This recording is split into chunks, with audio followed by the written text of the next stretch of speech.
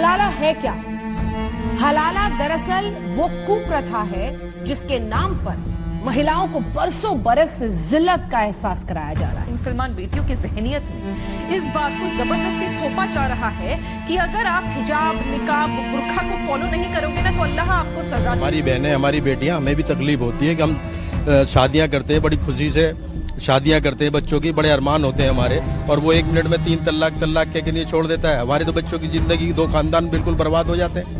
नारी कहीं देवी है, नारी कहीं जगत जननी है, नारी जो इस पूरे दुनिया को चलाने वाला वरदान है, नारी जो हिंदुस्तान का आत्मसम्मान है।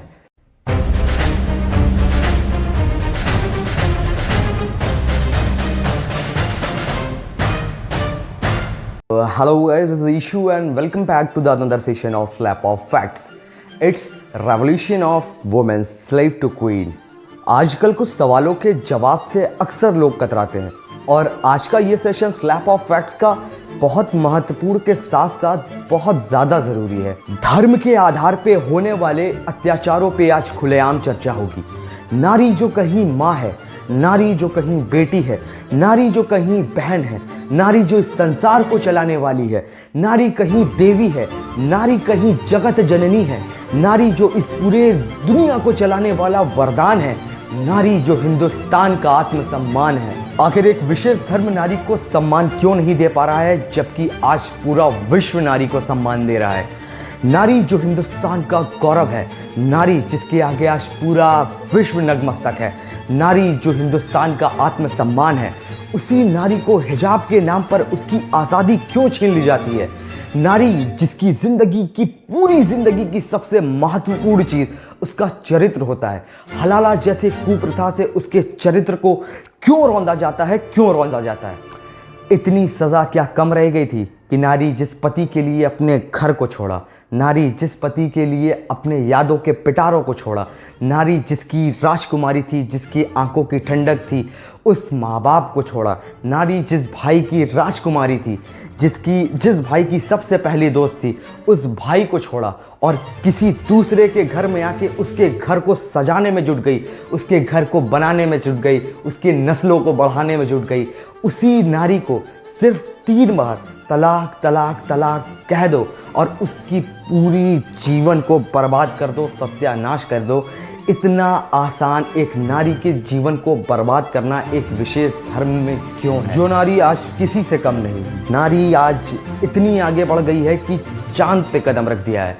नारी जो आज पढ़ लिख के IPS तक बन रही है, नारी जिसने देश का नाम पूरे विश्व में ऊंचा किया और अपने देश के लिए सुनहरे पदक ला रही हैं, नारी जो देश का लेखा जोखा इतनी बड़ी कमान अपने कंधों पे उठा रही हैं, वही नारियां उसी देश के अंदर और एक विशेष धर्म के खातिर उस नारियों के ऊपर हिजाब जैसी प्रथा, उस नारियों के चरित्र को रौंदने के लिए हलाला जैसी प्रथा, उस नारी की जीवन को तहस नहस बर्बाद करने के लिए ट्रिपल तलाक जैसी प्रथा क्यों है आखिर? और इस देश में कहां से आई और कब उत्पन्न हुई? यही सारे टॉपिक हैं जो अक्सर इस्लाम से पूछे जाते हैं और जब भी इस्लाम ने जवाब देना चाहा तो प्रोपेगेंडा खराब ना हो जाए इस वजह से जवाब कंप्लीट आप तक नहीं पहुंचाया गया। तो आइए अब चलिए जानते हैं revolution of women slave to queen. इसको समझने के लिए हमें इतिहास में कुछ पीछे जाना पड़ेगा, कुछ क्या कह लूँ, इतिहास में 2-3 हज़ार साल पीछे जाना पड़ेगा revolution of women slave to queen को बहुत ही ईजिली और बहुत ही फ्रेंडली वे में समझने के लिए। तो आइए सबसे पहले जानते हैं कि पूरे विश्व में औरतों की हकीकत क्या थी और इस चीज़ को समझना पड़ेगा कि दुनिया में औरतें थी कहाँ पर। Now it's time to go in flashback. आइए अब इतिहास को खंगालते हैं और जानते हैं कि औरतों की हकीकत विश्व में क्या थी और स्टार्ट करते हैं यूरोप जैसे कॉन्टिनेंट से जो आज बहुत डेवलप्ड और बहुत हाईटेक कॉन्टिनेंट है। इसमें 2-3 हज़ार साल पहले औरतों की क्या कंडीशन थी, यहाँ से शुरुआत करते हैं। तो जब आप 2-3 हज़ार साल पीछे जाएंगे तो देखेंगे कि यूरोप के अंदर विच हंटिंग नाम की एक प्रथा चल रही थी, जैसे आपको नाम से ही समझ में आता होगा। विच का मतलब चुड़ैल और हंटिंग का मतलब मार दो। ये प्रथा वहाँ बहुत ही यूजुअली चल रही थी और इस प्रथा के अंदर किसी आदमी को औरत को चुड़ैल साबित नहीं करना पड़ता था कि प्रूफ कर रहे हो, कुछ नहीं। आपको बस एक दो दोस्तों के साथ जाके बोलना पड़ता था कि ये औरत चुड़ैल है और वहाँ के अंधविश्वासी लोग औरत से पूछते तक नहीं थे, बात तक नहीं करते थे और उसको बाल से पकड़कर घसीटते हुए लाके एक पेड़ से रस्सी से टाइट बांध के पूरे अंधविश्वासी लोग उस गांव के सामने जहां खड़े हुए हैं उस पेड़ पे बांध के उस पेड़ में आग लगा देते थे और वो औरत जिंदा चिंघाड़ते हुए, जिसकी चिंगाड़ से गांव की दीवारें गूंजती थी और चिल्ला चिल्ला के वहीं मर जाती थी। और ये प्रथा एक दिन नहीं चली यूरोप में, ये प्रथा 2500 साल चली और हर दिन कई हजार औरतें इतनी दर्दनाक मौत मरती रहीं और जिनके हस्बैंड मर जाएं उनको तो ऐसे ही मार दिया जाता था। औरत की कोई वक़्त, कोई औकात उस वक्त में थी ही नहीं। औरत सिर्फ एक प्रताड़ित करने वाला सामान थी जिसे हर आदमी परेशान और उसको जलाना, उसको ख़रीदना, उसको बेचना, उसको गुलाम की तरह इस्तेमाल करना, ये कंडीशन थी यूरोप जैसे कॉन्टिनेंट में औरतों की आज से 2000-3000 साल पहले। इसी समय पे आइए जानते हैं कि अरबिक कॉन्टिनेंट जो है, जो गल्फ है इस टाइम, वहाँ पे औरतों की क्या वक़्त थी और क्या हैसियत थी। तो जब आप इतिहास में 2-3 हज़ार साल पीछे जाएंगे, जब ये दौर चल रहा था विच हंटिंग जैसा, तो अरब का उस समय ये हाल था कि औरतें सिर्फ एक सामान होती थी खरीदी और बेची का, और उनकी पूरी ज़िंदगी में सिर्फ वो एक अंधेरे काले कमरे में रहती थी। और एक सुर्ख ऊँट अच्छे नस्ल के कैमल को कहते हैं, एक सुर्ख ऊँट की कीमत होती थी 100 औरतें। ये हैसियत थी अरब जैसे कॉन्टिनेंट में औरतों की, और वो औरतें सिर्फ और सिर्फ गुलामी के लिए पैदा होती थी और वहाँ पे औरतों का मतलब सिर्फ मार खाना, एकदम प्रताड़ित होना। यही अरब देशों में औरतों का हाल रहा है। और अगर गलती से पता चल जाए, गलती से, कि उस अरब में किसी घर में बेटी पैदा हुई है, तो कोई और क्या, उस बेटी का सगा बाप उसको तपती खौलती रेत के अंदर फूल सी मासूम बच्ची को जिंदा दफन कर देता था। ये हैसियत थी अरब कॉन्टिनेंट या गल्फ कॉन्टिनेंट में औरतों की उस समय पे, जब यूरोप में विच हंटिंग जैसी प्रथा चल रही थी। अरब में ये दशा थी औरतों की। आइए अब आपको बताते हैं कि 2000-3000 साल पहले हम हिंदुस्तानियों का भी यही हाल हुआ करता था।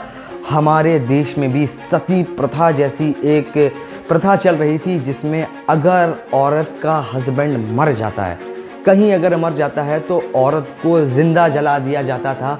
और जौहर प्रथा थी कि अगर एक राजा कहीं जंग में मर जा रहा है तो उसकी कई रानियां दहकते हुए आग में कूद जाती थी और वो जल जाती थी।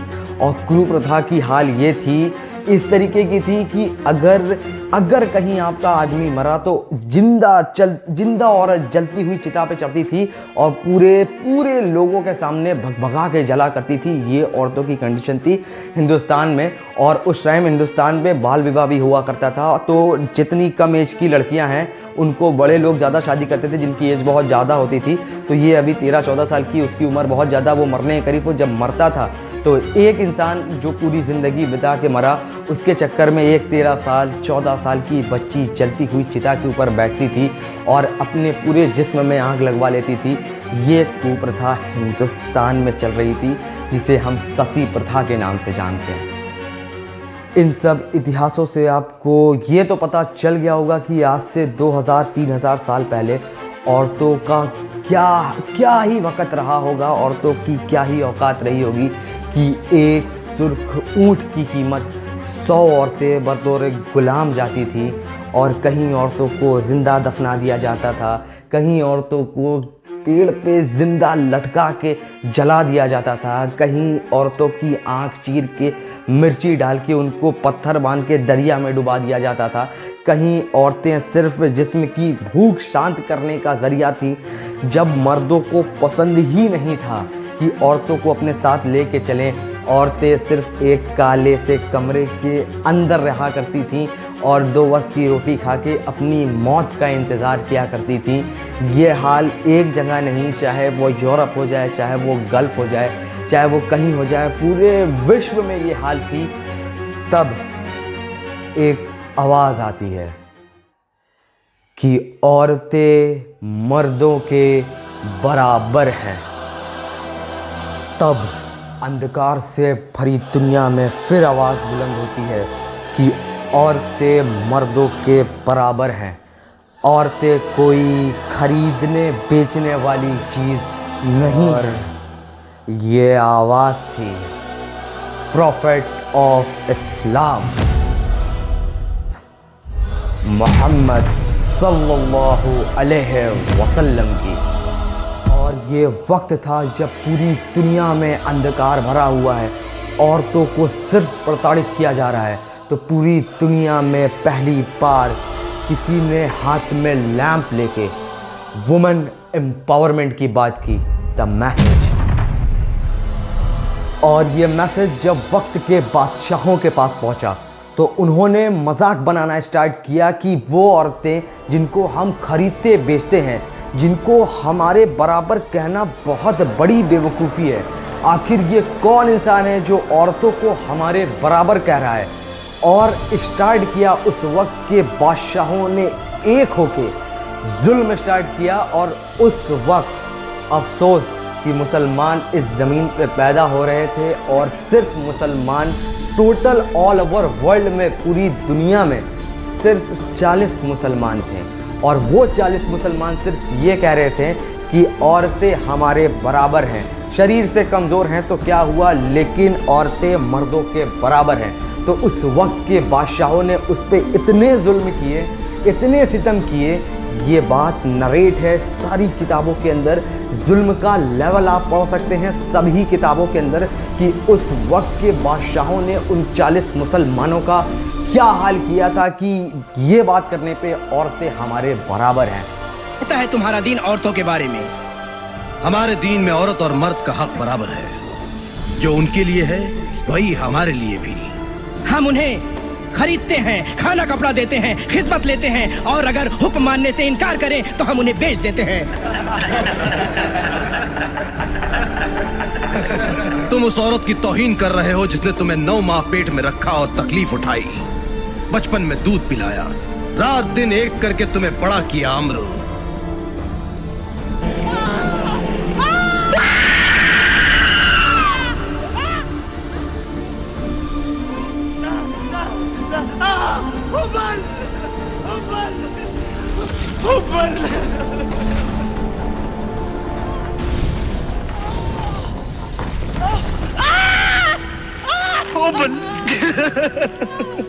इस क्लिप से आपको समझ में तो आया होगा कि औरतों को क्या समझा जाता था और औरतों की क्या हालत थी, और जिसने पूरी दुनिया में पहली बार वुमेन एम्पावरमेंट की बात किया उसके ऊपर किस तरीके का जुल्म हुआ। ये जानकारी आज हमने आप तक एग्जैक्टली पहुंचा दी। हो सकता है कि आपको पहले से पता हो, लेकिन जो एक्चुअल चीज़ें हैं आज मैंने आप तक पहुंचा दी।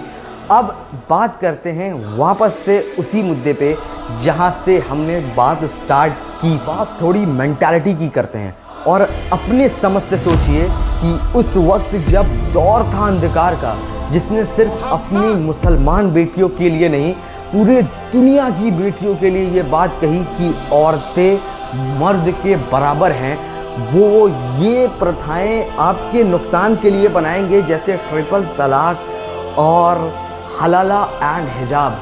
ये क्यों आपके नुकसान के लिए, आपकी रोक टोक के लिए, आपको दुनिया में आगे बढ़ने से रोकने के लिए बनाएंगे। आइए आपको आज एक्चुअल रीज़न बताएं कि ये हलाला और ट्रिपल तलाक एंड हिजाब इस्लाम में ज़रूरी क्यों है और इसके पीछे क्या मैसेज है जो लोगों तक पहुंचना चाहिए। बात की शुरुआत करता हूं ट्रिपल तलाक से। ट्रिपल तलाक इसलिए दिया गया ताकि अगर आप अपने रिलेशन में एक दूसरे के साथ कंफर्टेबल फील नहीं कर रहे हैं तो आपको एक दूसरे को छोड़ना इतना इजी हो जाए कि आपको इससे कोई बर्डन ना हो, आप बस तलाक तलाक तलाक बोलें और एक दूसरे से अलग होके वो अपनी ज़िंदगी में आगे बढ़े, ये अपनी ज़िंदगी में आगे बढ़े। और एक बात जान के जो मैं आप बताने जा रहा हूँ, ये जान के आपके दिमाग का पर्दा खुल जाएगा कि हलाला क्या है।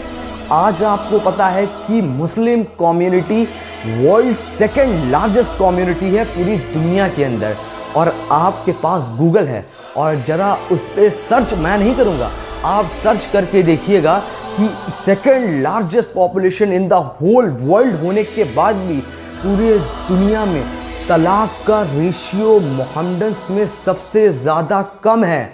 और ये कम है क्यों? दैट्स अ रीज़न ऑफ हलाला। हलाला जिस तरीके से आपको रिप्रेजेंट किया वो वैसा है नहीं। हलाला एक खूंटी है और एक चाबुक है मर्दों के ऊपर कि जो भी मर्द अपनी औकात भूल रहा है वो वापस से उसी दौर में जा रहा है कि औरतों को कुछ नहीं समझ रहा है। जब चाहे औरतों को छोड़ दिया, जब चाहे उसको जलील कर दिया और जब चाहे उससे वापस रिलेशन बना लिया। ये हलाला उसी मर्दों के ऊपर चाबुक है और कोड़ा है कि जब कोई मर्द हलाले के बारे में सोचता है तो उसके दिमाग से तलाक का ख्याल निकल जाता है। ये है एग्जैक्टली रियलिटी हलाले की। और अब बात करते हैं लास्ट की, हिजाब। हिजाब ये तोहफे में दिया गया था। तोहफे में क्यों दिया गया था? कि जब पूरे के पूरी दुनिया में औरतों को बुरी निगाहों से देखा जाता था तो प्रॉफिट ऑफ इस्लाम ने ये चीज़ तोहफे की तरह बेटियों को दी और कहा कि तुम हमारी शहजादी हो और ये हफ्सी नज़रें तुम्हारे ऊपर नहीं पड़नी चाहिए। तुम्हें हमने किसी शौबे में नहीं जाने से रोका, तुम्हें हमने पढ़ाई से नहीं रोका, तुम्हें हमने इल्म से नहीं रोका। जो जो काम मर्द कर सकते हैं तुम भी कर सकती हो और ये तोहफा तुम्हारे लिए, ताकि तुम्हारे ऊपर उन बचे जाहिल मर्दों की गंदी निगाह तुम्हारे ऊपर ना पड़े, इसलिए हिजाब को दिया। और हिजाब को उस वक्त की औरतें, आप आज भी देखते होंगे, क्रिश्चियनिटी में भी देखते होंगे कि वहाँ के पूरे कवर होते हैं। आप मोस्टली ज्यूस में भी देखते होंगे कि वहाँ के पूरे कवर होंगे। एग्जैक्टली सेम इस्लाम के अंदर भी नकाब दिया कि गंदे लोगों की निगाह आप पर ना पड़े।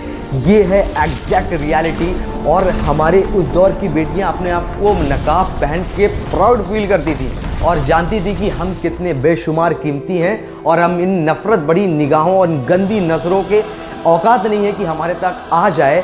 ये उस वक्त की सोच थी। और आज क्या है आप बहुत अच्छे से जानते हैं कि एक स्ट्रैटेजिकली किसी ने क्या, सब ने मिलके जो दुश्मन हैं और जो नहीं चाहते कि इस्लाम की एग्जैक्ट रियलिटी आप तक पहुंच जाए, वो इस प्रोपेगेंडे को इतना इन्हांस करके और इतना नेगेटिव करके बताते हैं कि आपको सोचने पे मजबूर होना पड़ता है।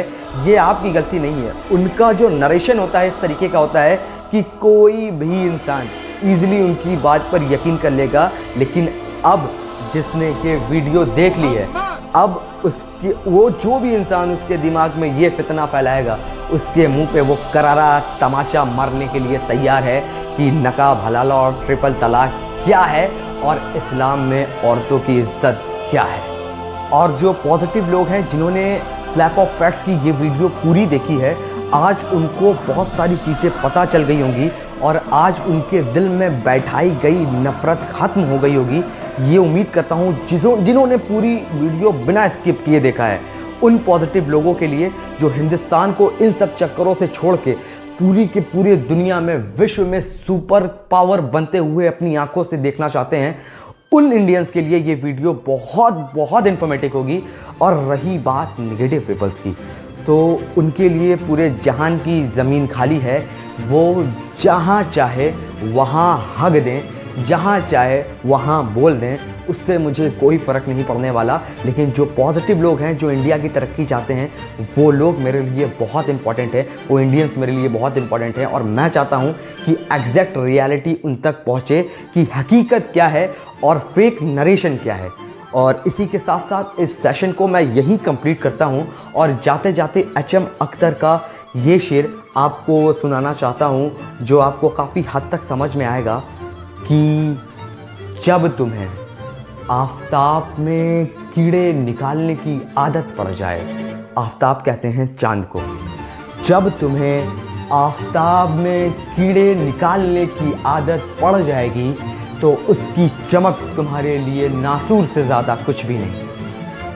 Thank you so much guys, और मिलते हैं नेक्स्ट वीडियो में और एक अलग टॉपिक के साथ और फैक्ट रियलिटी वाले टॉपिक के साथ। तब तक के लिए जय हिंद।